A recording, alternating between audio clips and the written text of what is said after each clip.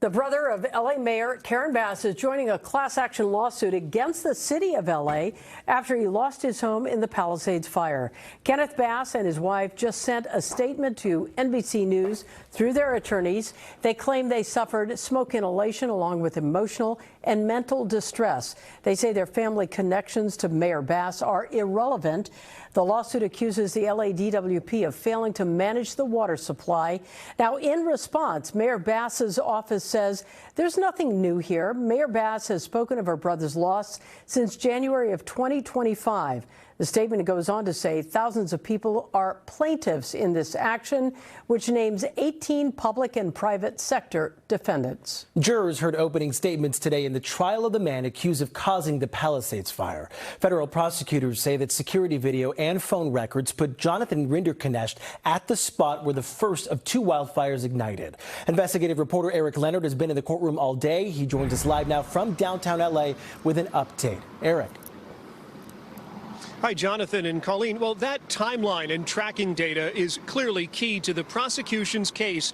Jurors heard today how Jonathan Rinderknecht's own 911 calls, just as that first fire started, helped track his position from close to where the fire started to a car that investigators say he was driving.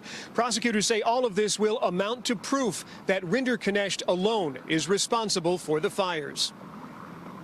Assistant U.S. Attorney Matthew O'Brien told jurors investigators ruled out power lines, lightning, or fireworks as causes of the January 1st Lackman fire. It was intentional, he said, and the defendant, Jonathan Rinderknecht, was the only person near the fire when it began. Later, an ATF agent testified that Rinderknecht's cell phone pinged right where the fire started, and security cameras captured a car they later traced to Rinderknecht. They say they found a barbecue-style lighter in the glove box. Defense attorney Steve Haney asked jurors to remember Rinderknecht is presumed innocent and said in his opening there is a lack of direct or specific evidence showing he lit the fire. Haney says investigators initially believed it was caused by fireworks, and he said that's a more likely explanation.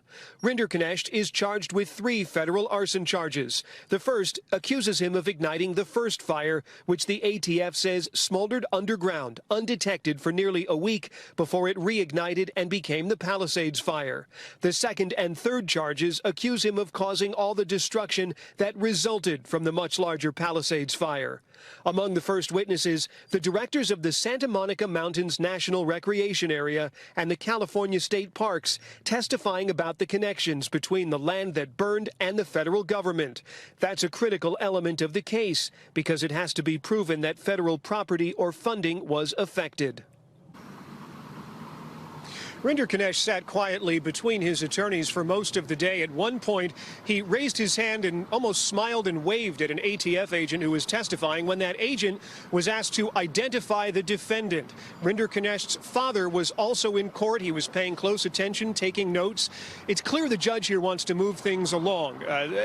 This is all about not wasting the jurors' time. Court starts early. They're running the case all the way until 5 o'clock each day. Prosecutors say with all the testimony planned, the trial could last about 2 weeks. Live at federal court in downtown Los Angeles, I'm investigative reporter Eric Leonard, NBC4 News. Back to you.